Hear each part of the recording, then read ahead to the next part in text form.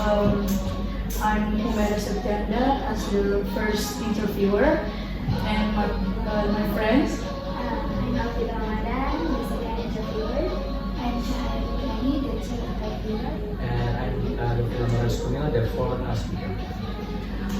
Thank you, Mrs. Novisna Habima. Thank you for your time. I'm conducting an interview for my speaking class, and I would like to ask you some question about post-pandemic teaching strategies. If it's right, I would like to begin with the first question. So the first question is from me. About theory and practice. How has the learning theory approach you employed during the pandemic influenced your current teaching practice in the post-pandemic era? Okay, it's about teaching approach. Yeah. Actually, it's higher. What is it? Before pandemic, most of the learning process is doing by offline, but suddenly the pandemic push us to do the online, and for the post-pandemic, we literally has being adapted with it. So for now, most of the lecture, not only in offline class but also in online class, and sometimes the assignment for student also is more creative. Like sometimes I give the students like a project, making a video. That's one difference is before pandemic, it's just like lecturing or discussion. But after that, more creative group in teaching and also in giving assignment for the students. Okay, I see that it has a big difference between pandemic era and post-pandemic. So the lecture of teacher have to adapt with that. Okay, thank you for the explaining. For the next question, we ask for Thank you, ma'am. As the second interviewer, I'd like to shift the focus a bit toward the students' well-being, especially in how interns the reconnect with one another after the pandemic. And my question is, in what ways have you support students' well-being after students in rebuilding the social and emotional after pandemic?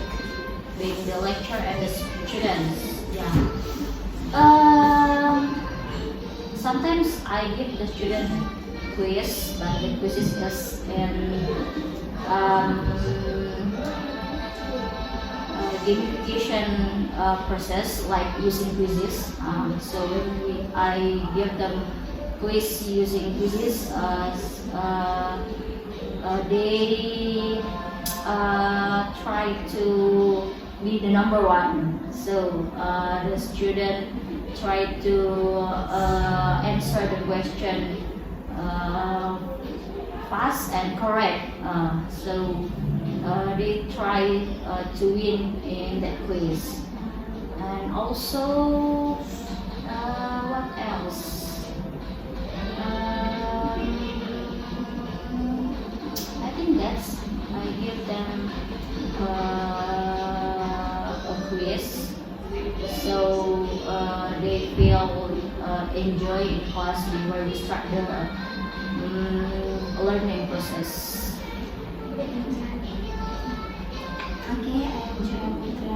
interviewer. I want to ask about professional development. What new skill do you consider essential for lecturers to navigate the current educational landscape? New skill. Okay. Nowadays, we can separate from using technology. So it's exactly like the lecture new skill, how to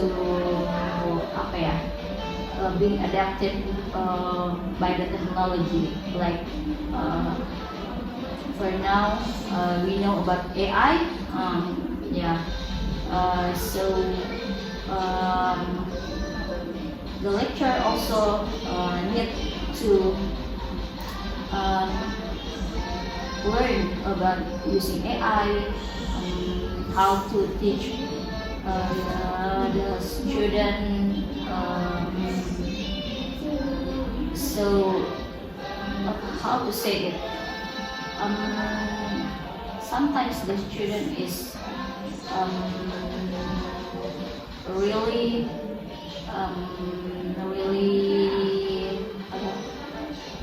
account to using AI. So the lecturer has to have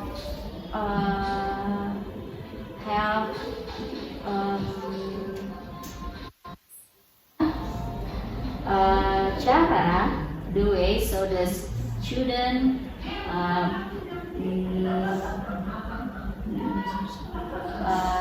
use their own mind to think. So the teacher, the lecturer also need to find a way to make the student not only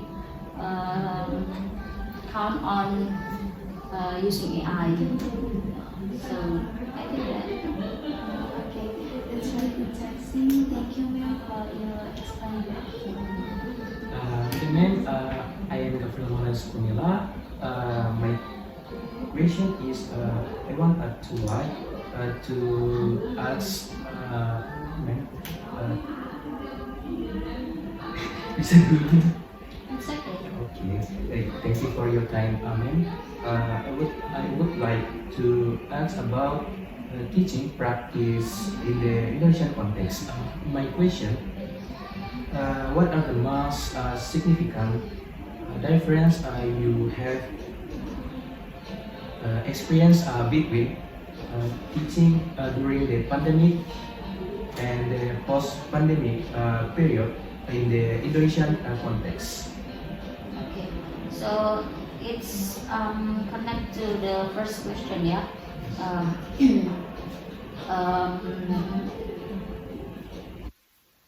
Before pandemic, we only use offline, but after pandemic, we can do both offline and online, and also using synchronous and asynchronous. What is it? Synchronous and asynchronous. It's like we use Google Classroom to give the assignment and also material. So it's not only direct teaching to the student, but also sometimes I just give the material and assignment for the student by using Google Classroom. So that's the difference. Using tools. Okay, ma'am. Thank you for your explanation.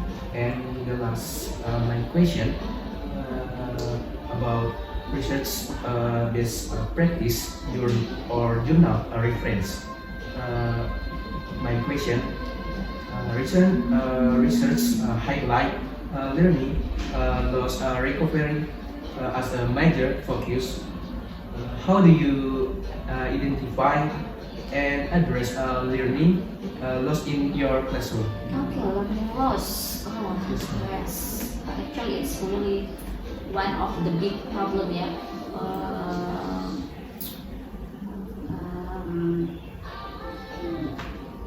To identify the learning loss, the first sometimes I observe them first, and also I ask about their knowledge about some materials.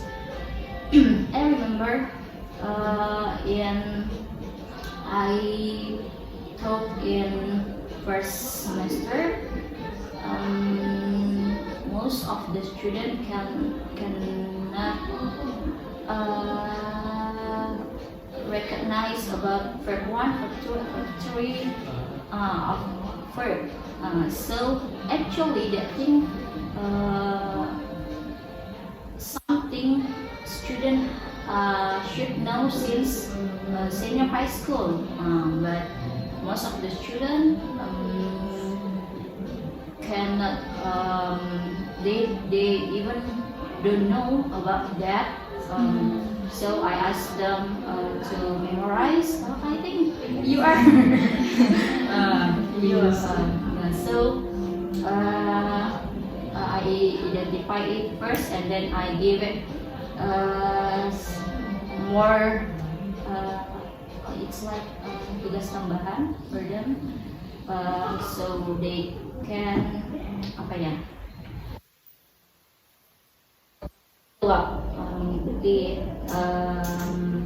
The learning process. That. Okay, thank you very much, ma'am, for the quiet and detailed explanation. Thank you. Okay, thank you, ma'am. Then we can conclude that it has a big difference. The lecturer have to know what's the strategy, and then they have to match with the teaching methods and what the student needs for this era.